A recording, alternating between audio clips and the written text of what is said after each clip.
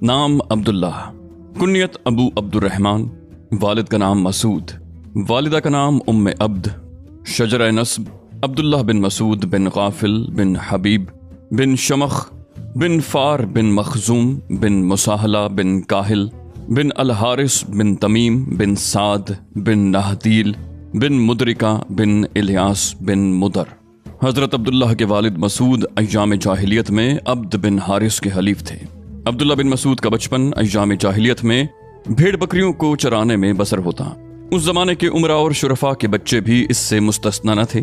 گویا یہ ایک درسگاہ تھی جہاں سادگی، جفاکشی، وفاشیاری اور راست بازی کا عملی سبق دیا جاتا۔ مکہ میں جب دعوت توحید کا اعلان بلند ہوا تو حضرت عبداللہ اسی درسگاہ میں تعلیم پا رہے تھے اور عقبہ بن معیط کی بکریاں ان کے سپرد تھیں۔ بکریاں چرانے کا عمل ہی حضرت عبداللہ بن مسعود کے اسلام کا ذریعہ بنا، جس کا مکمل قصہ آگے آ رہا ہے۔ حضرت عبداللہ بن مسعود رضی اللہ عنہ اسلام کے ابتدائی دور میں پیش آنے والی مشکلات میں دوسرے مسلمانوں کے ساتھ پیش تھے۔ مصائب و تکالیف سے دل برداشتہ ہو کر پہلے 2 مرتبہ حبشہ کی طرف ہجرت فرمائی اور آخری مرتبہ مدینے کی طرف رخت سفر باندھا۔ وہاں حضور صلی اللہ علیہ وسلم نے آپ کو حضرت معاذ بن جبل کا بھائی بنایا اور مستقل سکونت کے لیے مسجد نبوی کے متصل ایک قطع زمین مرحمت فرمایا۔ حضرت عبداللہ بن مسعود تمام مشہور اور اہم جنگوں میں جانبازی اور پامردی کے ساتھ سرگرم پیکار رہے۔ غزوہ بدر میں 2 انصاری نوجوانوں نے سرخیل کفار ابو جہل کو تہہ تیغ کیا۔ حضرت نے فرمایا کہ کوئی ابو جہل کی خیر خبر لاتا۔ حضرت عبداللہ بن مسعود گئے، ابھی کچھ جان باقی تھی۔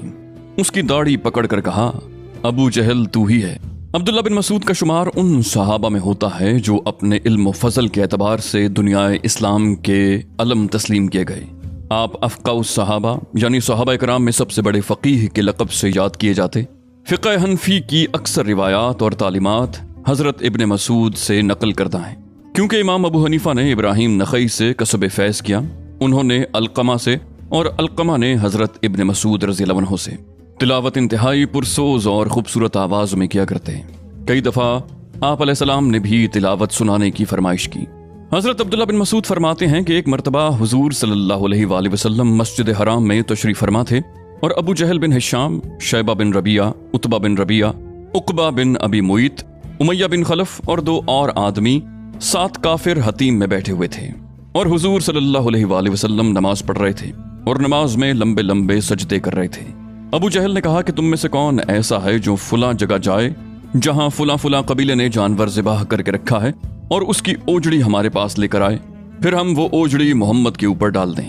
ان میں سے سب سے زیادہ بدبخت عقبہ بن ابی معیط گیا، اس نے وہ اوجڑی لا کر آپ علیہ السلام کے کندھوں پر ڈال دی، جبکہ حضور صلی اللہ علیہ وسلم سجدے میں تھے۔ میں وہاں کھڑا تھا، مجھ میں بولنے کی بھی ہمت نہیں تھی، میں تو اپنی حفاظت نہیں کر سکتا تھا۔ میں وہاں سے جانے لگا کہ اتنے میں آپ علیہ السلام کی صاحبزادی حضرت فاطمہ رضی اللہ تعالی عنہا نے یہ خبر سنی۔ وہ دوڑی ہوئی آئیں اور آپ کے کندھوں سے اوجڑی کو انہوں نے اتارا، پھر قریش کی طرف متوجہ ہو کر ان کو برا بھلا کہنے لگی۔ کافروں نے ان کو کچھ جواب نہ دیا۔ حضور صلی اللہ علیہ وسلم نے اپنی عادت کے مطابق سجدہ پورا کر کے سر اٹھایا۔ جب آپ نماز سے فارغ ہوئے تو 3 مرتبہ یہ بد دعا کی، اے اللہ تو قریش کی پکڑ فرما، عتبہ، عقبہ، ابو جہل اور شیبہ کی پکڑ فرما۔ پھر آپ مسجد حرام سے باہر تشریف لے گئے۔ راستے میں آپ کو ابو البختری بغل میں کوڑا دبائے ہوئے ملا۔ اس نے آپ علیہ السلام کا چہرہ پریشان دیکھ کر پوچھا کہ آپ کو کیا ہوا؟ آپ علیہ السلام نے فرمایا کہ مجھے جانے دو۔ اس نے کہا، خدا جانتا ہے کہ میں آپ کو اس وقت تک نہیں چھوڑوں گا جب تک آپ مجھے نہ بتا دیں کہ آپ کو کیا حادثہ پیش آیا ہے۔ آپ کو ضرور کوئی بڑی تکلیف پہنچی ہے۔ جب آپ علیہ السلام نے دیکھا کہ یہ تو مجھے بتائے بغیر نہیں چھوڑے گا تو آپ نے اس کو سارا واقعہ بتا دیا کہ ابو جہل کے کہنے پر آپ پر اوجڑی ڈالی گئی۔ ابو البختری نے کہا، آؤ مسجد چلیں۔ حضور صلی اللہ علیہ وسلم اور ابو البختری چلے اور مسجد میں داخل ہوئے، اور پھر ابو البختری ابو جہل کی طرف متوجہ ہو کر بولا، اے ابو الحکم، کیا تمہارے ہی کہنے کی وجہ سے محمد پر اوجڑی ڈالی گئی ہے؟ اس نے کہا، ہاں۔ ابو البختری نے کوڑا اٹھا کر اس کے سر پر مارا۔ کافروں میں آپس میں ہاتھا پائی ہونے لگی۔ ابو جہل چلایا، تم لوگوں کا ناس ہو، تمہاری اس ہاتھا پائی سے محمد کا فائدہ ہو رہا ہے۔ محمد تو یہ چاہتے ہیں کہ ہمارے درمیان دشمنی پیدا ہو جائے اور ان کے ساتھ ہی بچے رہیں۔ حضرت عبداللہ بن مسعود فرماتے ہیں کہ رسول اللہ صلی اللہ علیہ وسلم نے ہمیں نجاشی کے ہاں بھیجا۔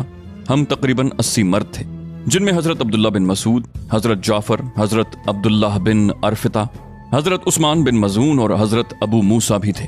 یہ حضرات نجاشی کے ہاں پہنچ گئے۔ قریش نے عمرو بن عاص اور عمارہ بن ولید کو تحفے دے کر بھیجا۔ جب یہ دونوں نجاشی کے دربار میں پہنچے تو دونوں نے اسے سجدہ کیا اور پھر جلدی سے بڑھ کر اس کے دائیں بائیں بیٹھ گئے اور اس سے کہا کہ ہمارے کچھ چچا زاد بھائی ہمیں اور ہمارے دین کو چھوڑ کر تمہارے ملک میں آ گئے ہیں۔ نجاشی نے کہا کہ وہ کہاں ہیں؟ دونوں نے کہا کہ وہ یہاں تمہارے ملک میں فلاں جگہ ہیں، آدمی بھیج کر ان کو بلا لو۔ چنانچہ نجاشی نے مسلمانوں کو پاس بلانے کے لیے آدمی بھیجے۔ حضرت جعفر رضی اللہ عنہ نے اپنے ساتھیوں سے کہا کہ آج میں تمہاری طرف سے بادشاہ کے سامنے بات کروں گا۔ چنانچہ سارے مسلمان حضرت جعفر کے پیچھے چل پڑے۔ حضرت جعفر رضی اللہ عنہ نے دربار میں پہنچ کر سلام کیا اور سجدہ نہ کیا۔ لوگوں نے ان سے کہا کہ تمہیں کیا ہوا، تم بادشاہ کو سجدہ نہیں کرتے ہو؟ انہوں نے کہا ہم صرف اللہ کو سجدہ کرتے ہیں، اس کے علاوہ کسی کو نہیں۔ نجاشی نے کہا یہ کیا بات ہے؟ حضرت جعفر نے فرمایا اللہ تعالیٰ نے ہماری طرف ایک رسول بھیجا جس نے ہمیں حکم دیا کہ ہم اللہ کے علاوہ کسی کو سجدہ نہ کریں، اور اس نے ہمیں نماز اور زکوٰۃ کا حکم بھی دیا ہے۔ عمرو بن عاص نے نجاشی سے کہا یہ لوگ حضرت عیسیٰ بن مریم کے بارے میں آپ کے مخالف ہیں۔ تو نجاشی نے حضرت جعفر سے کہا تم لوگ حضرت عیسیٰ بن مریم اور ان کی والدہ کے بارے میں کیا کہتے ہو؟ حضرت جعفر نے کہا ہم بھی وہی کہتے ہیں جو ان کے بارے میں اللہ نے کہا ہے، وہ اللہ کی پیدا کردہ روح اور اس کا وہی حکم ہے جن کو اللہ تعالیٰ نے کنواری اور مردوں سے الگ تھلگ رہنے والی عورت کی طرف القاء فرمایا، جن کو کسی بشر نے ہاتھ نہیں لگایا تھا، اور نہ حضرت عیسیٰ کی ولادت سے ان کا کنوارا پن ختم ہوا۔ نجاشی نے زمین سے ایک تنکا اٹھا کر کہا اے حبشہ والو، اے عیسائی مذہب کے علماء اور پادریوں، اے رہبانیت اختیار کرنے والو، ہم حضرت عیسیٰ کے بارے میں جو کہتے ہیں یہ مسلمان اس سے تنکے کے برابر بھی زیادہ نہیں کہتے۔ اور پھر مسلمانوں سے نجاشی نے کہا خوش آمدید ہو تمہیں اور اس ذات اقدس کو جس کے پاس سے تم آئے ہو، اور میں گواہی دیتا ہوں کہ وہ اللہ کے رسول ہیں، اور یہ وہی ہیں جن کا تذکرہ ہم انجیل میں پاتے ہیں، اور یہ وہی رسول ہیں جن کی حضرت عیسیٰ بن مریم علیہ السلام نے بشارت دی تھی۔ تم میرے ملک میں جہاں چاہو رہو، اللہ کی قسم اگر بادشاہت کی ذمہ داری مجھ پر نہ ہوتی تو میں ان کی خدمت میں حاضر ہو کر خود ان کے دونوں جوتے اٹھاتا۔ اور پھر نجاشی نے حکم دیا کہ قریش کے ان دونوں قاصدوں کے تحفے واپس کر دیے جائیں۔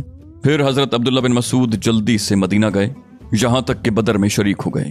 حضرت ابو موسیٰ فرماتے ہیں کہ حضور صلی اللہ علیہ وسلم نے ہمیں اس بات کا حکم دیا کہ ہم جعفر بن ابی طالب کے ساتھ نجاشی کے پاس چلے جائیں۔ جب قریش کو نجاشی کے پاس ہمارے چلے جانے کی خبر ہوئی تو انہوں نے عمرو بن عاص اور عمارہ بن ولید کو قاصد بنا کر بھیجا۔ ابن مسعود فرماتے ہیں کہ میں نے بدر کے دن حضور صلی اللہ علیہ وسلم کو جتنی زوردار دعا کرتے دیکھا اتنی زوردار دعا کرتے ہوئے میں نے کبھی کسی کو نہیں دیکھا۔ آپ فرما رہے تھے کہ اے اللہ، میں تجھے تیرے وعدے اور تیرے عہد کا واسطہ دیتا ہوں، اے اللہ اگر یہ جماعت ہلاک ہو گئی تو پھر تیری عبادت کبھی نہ ہو سکے گی۔ پھر آپ ہماری طرف متوجہ ہوئے اور آپ کے چہرے کی جانب چاندی کی طرح چمک رہی تھی، اور آپ نے فرمایا میں اب دیکھ رہا ہوں کہ شام کو یہ کافر کہاں کہاں گرے ہوئے پڑے ہوں گے۔ حضرت عبداللہ بن مسعود رضی اللہ عنہ نے ایک مرتبہ بیان میں فرمایا اے لوگو، اپنے امیر کی بات ماننا اور آپس میں اکٹھے رہنا اپنے لیے ضروری سمجھو، کیونکہ یہی چیز اللہ کی وہ رسی ہے جس کو مضبوطی سے تھامنے کا اللہ نے حکم دیا ہے، اور آپس میں مل جل کر چلنے میں جو ناگوار باتیں تمہیں پیش آئیں گی وہ تمہاری ان پسندیدہ باتوں سے بہتر ہیں جو تم کو الگ چلنے میں حاصل ہوں گی۔ اللہ نے جو چیز بھی پیدا فرمائی ہے اس کے لیے اللہ تعالیٰ نے ایک انتہا بھی بنائی ہے جہاں وہ چیز پہنچ جاتی ہے۔ یہ اسلام کے ثبات اور ترقی کا زمانہ ہے، اور عنقریب یہ بھی اپنی انتہا کو پہنچ جائے گا۔ پھر قیامت کے دن تک اس میں کمی زیادتی ہوتی رہے گی، اور اس کی نشانی یہ ہے کہ لوگ بہت زیادہ فقیر ہو جائیں گے، اور فقیر کو ایسا آدمی نہیں ملے گا جو اس پر احسان کرے، اور غنی بھی یہ سمجھے گا کہ اس کے پاس جو کچھ ہے وہ اس کے لیے کافی نہیں ہے، یہاں تک کہ آدمی اپنے سگے بھائی اور چچا زاد بھائی سے اپنی فقیری کی شکایت کرے گا لیکن وہ بھی اسے کچھ نہیں دے گا، اور یہاں تک کہ ضرورت مند سائل ایک جمعے سے دوسرے جمعے تک ہفتہ بھر مانگتا پھرے گا لیکن کوئی بھی اس کے ہاتھ پر کچھ نہ رکھے گا۔ اور جب نوبت یہاں تک پہنچ جائے گی تو زمین سے ایک زوردار آواز اس طرح نکلے گی کہ ہر میدان کے لوگ یہی سمجھیں گے کہ یہ آواز ان کے میدان سے ہی نکلی ہے، اور پھر جب تک اللہ چاہیں گے زمین میں خاموشی رہے گی۔ پھر زمین اپنے جگر کے ٹکڑوں کو باہر نکال پھینکے گی۔ ان سے پوچھا گیا اے ابو عبد الرحمن، زمین کے جگر کے ٹکڑے کیا چیزیں ہیں؟ آپ نے فرمایا سونے اور چاندی کے ستون، اور پھر اس دن کے بعد سے قیامت کے دن تک سونے اور چاندی سے کسی طرح کا نفع نہ اٹھایا جا سکے گا۔ हजरत कतादा फरमाते हैं कि हुजूर अक़दस, हजरत अबू बकर और हजरत उमर मक्का और मिना में 2 रकत कसर नमाज पढ़ा करते थे, और इसी तरह हजरत उस्मान ने भी अपनी खिलाफत के इब्तिदाई ज़माने में 2 ही रकत नमाज पढ़ी, लेकिन बाद में 4 रकत पढ़ने लगे। अब्दुल्ला बिन मसूद को जब ये बात मालूम हुई तो उन्होंने कहा, इन्ना लिल्लाहि व इन्ना इलैहि राजिऊन। लेकिन जब नमाज पढ़ने का वक्त आया तो उन्होंने खड़े होकर 4 रकत नमाज पढ़ी, तो उनसे कहा गया कि 4 रकत की खबर पर तो आपने इन्ना लिल्लाह पढ़ी थी और खुद 4 रकत पढ़ रहे हैं। तो उन्होंने फरमाया, अमीर की मुखालिफत करना इससे ज्यादा बुरी चीज है। इब्ने मसूद रज़ियल्लाहु अन्हु फरमाते हैं कि बदर के दिन हुजूर सल्लल्लाहु अलैहि वसल्लम ने सहाबा से फरमाया, तुम इन कैदियों के बारे में क्या कहते हो? हजरत अबू बकर ने अर्ज किया, या रसूल अल्लाह, ये लोग आपकी कौम और आपके खानदान के हैं, इनको माफ फरमा कर दुनिया में बाकी रखें और इनके साथ नरमी का मामला फरमाएं, शायद अल्लाह ताला इनको कुफ्र व शिर्क से तौबा की तौफीक दे दे। फिर हजरत उमर ने अर्ज किया, या रसूल अल्लाह, इन्होंने आपको मक्का से निकाला और आपको छुटलाया, आप इनको अपने पास बुलाएं और इन सब की गर्दनें उड़ा दें। और हजरत अब्दुल्ला बिन रवाहा ने यह राय पेश की कि या रसूल अल्लाह, आप घने दरख्तों वाला जंगल तलाश करें, फिर इन लोगों को उस जंगल में दाखिल करके ऊपर से आग लगा दें। आप अलैहिस्सलाम ने सबकी राय सुनी और कोई फैसला न फरमाया और अपने खैमे में तशरीफ ले गए। लोग आपस में बातें करने लगे। बाज ने कहा कि आप हजरत अबू बकर की राय पर अमल करेंगे, और बाज ने कहा कि हजरत उमर की राय पर अमल करेंगे, और बाज ने कहा कि आप अब्दुल्लाह बिन रवाहा की राय पर अमल करेंगे। फिर आप अलैहिस्सलाम लोगों के पास बाहर तशरीफ लाए और फरमाया कि अल्लाह ताला बाज लोगों के दिलों को अपने बारे में इतना नर्म फरमा देते हैं कि वो दूध से भी ज्यादा नरम हो जाते हैं, और बाज लोगों के दिलों को अपने बारे में इतना सख्त फरमा देते हैं कि वो पत्थर से भी ज्यादा सख्त हो जाते हैं। और ए अबू बकर, तुम्हारी मिसाल हजरत इब्राहिम जैसी है, क्योंकि उन्होंने फरमाया था, फिर जो शख्स मेरी राह पर चलेगा तो वो मेरा ही है, और जो शख्स मेरा कहा न माने सो आप तो कसीरुल मगफिरत कसीरुर रहमा हैं। और ए अबू बकर, तुम्हारी मिसाल हजरत ईसा जैसी है, क्योंकि उन्होंने फरमाया था, और अगर आप उनको सजा दें तो ये आपके बंदे हैं, और अगर आप इनको माफ फरमा दें तो आप जबरदस्त हैं, हिकमत वाले। और ए उमर, तुम्हारी मिसाल हजरत नूह जैसी है, क्योंकि उन्होंने फरमाया था, ए रब, न छोड़ियो जमीन पर मुनकिरों का एक घर बसने वाला। और ए उमर, तुम्हारी मिसाल हजरत मूसा जैसी है, क्योंकि उन्होंने फरमाया था, ए हमारे रब, इनके मालों को निस्त नाबूद कर दीजिए और इनके दिलों को ज्यादा सख्त कर दीजिए, जिससे हलाकत के मुस्तहिक हो जाएं, सो ये ईमान न लाने पाएं यहां तक कि अजाब अलीम के मुस्तहिक होकर उसको देख लें। फिर आप अलैहिस्सलाम ने फरमाया, चूंकि तुम जरूरतमंद हो, इस वजह से इन कैदियों में से हर कैदी या तो फिदिया देगा या फिर उसकी गर्दन उड़ा दी जाएगी। हजरत अब्दुल्ला बिन मसूद फरमाते हैं कि मैंने अर्ज किया, या रसूल अल्लाह, इस हुक्म से सुहेल बिन बैजा को मुस्तस्ना करार दिया जाए, क्योंकि मैंने उनको इस्लाम का भलाई के साथ तस्करा करते हुए सुना है। ये सुनकर आप अलैहिस्सलाम खामोश रहे। अब्दुल्ला बिन मसूद फरमाते हैं कि उस दिन जितना मुझे अपने ऊपर आसमान से पत्थरों के बरसने का डर लगा, उतना मुझे कभी न लगा। डर इस वजह से था कि कहीं आप अलैहिस्सलाम से नामुनासिब बात की फरमाइश न कर दी हो। आखिर हुजूर सल्लल्लाहु अलैहि वसल्लम ने फरमा ही दिया कि सुहेल बिन बैजा को मुस्तस्ना किया जाता है। हजरत अबू वाइल कहते हैं कि एक दिन नमाज फजर से फारिग होकर हजरत इब्ने मसूद की खिदमत में गया। हमने उनसे अंदर आने की इजाजत मांगी। उन्होंने फरमाया, अंदर आ जाओ। हमने अपने दिल में कहा, हम कुछ देर इंतजार कर लेते हैं, शायद घर वालों में से किसी को उनसे कोई काम हो तो वो अपना काम पूरा कर लें। इतने में हजरत इब्ने मसूद तस्बीह पढ़ते हुए हमारे पास आए और फरमाया, शायद तुम लोगों ने ये गुमान किया होगा कि अब्दुल्लाह के घर वाले इस वक्त गफलत में होंगे। फिर फरमाया, ए बांदी, देख क्या सूरज निकल आया है? उसने कहा, नहीं। फिर जब उसको तीसरी मर्तबा कहा, देखो क्या सूरज निकल आया है, तो उसने कहा, जी हाँ।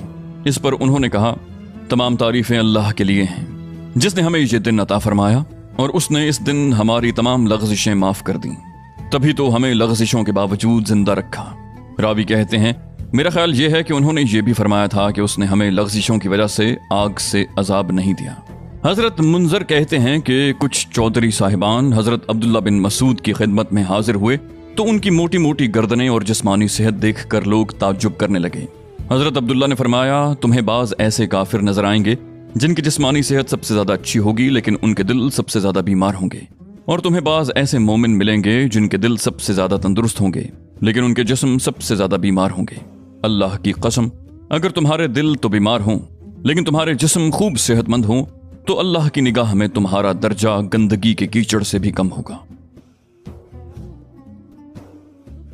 عبداللہ بن مسعود فرماتے ہیں غزوہ بدر کے دن کفار ہمیں بہت تھوڑے دکھائی دے رہے تھے، یہاں تک کہ میرے قریب جو ساتھی تھے میں نے اس سے کہا تمہارے خیال میں یہ کافر 70 ہوں گے؟ اس نے کہا میرے خیال میں 100 ہوں گے۔ پھر ہم نے ان کے ایک آدمی کو پکڑا اور اس سے اس بارے میں پوچھا تو اس نے کہا ہم 1000 تھے۔ حضرت ابن مسعود نے فرمایا نبی کریم صلی اللہ علیہ وآلہ وسلم کے ایک صحابی کو ایک جن ملا، انہوں نے اس جن سے کشتی لڑی اور اسے گرا دیا۔ جن نے کہا دوبارہ کشتی لڑو، دوبارہ کشتی لڑی تو پھر انہوں نے اس کو گرا دیا۔ ان صحابی نے اس جن سے کہا تم مجھے دبلے پتلے نظر آ رہے ہو اور تمہارا رنگ بھی بدلا ہوا ہے اور تمہارے بازو کتے کے بازوؤں کی طرح چھوٹے چھوٹے ہیں، تو کیا تم سب جن ایسے ہی ہوتے ہو یا ان میں سے تم ہی ایسے ہو؟ اس جن نے کہا نہیں، اللہ کی قسم میں تو ان میں بڑے جسم والا اور طاقتور ہوں، آپ مجھ سے تیسری مرتبہ کشتی کرو، اس دفعہ آپ نے مجھے گرا دیا تو میں آپ کو ایسی چیز سکھاؤں گا جس سے آپ کو فائدہ ہوگا۔ چنانچہ تیسری مرتبہ کشتی ہوئی تو اس مسلمان نے اس کو پھر گرا دیا اور اس سے کہا لاؤ مجھے سکھاؤ۔ اس جن نے کہا کیا آپ آیت الکرسی پڑھتے ہیں؟ اس مسلمان نے کہا جی ہاں۔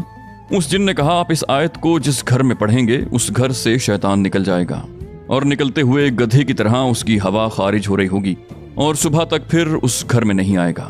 حاضرین میں سے ایک آدمی نے کہا اے ابو عبد الرحمن، یہ نبی صلی اللہ علیہ وآلہ وسلم کے کون سے صحابی تھے؟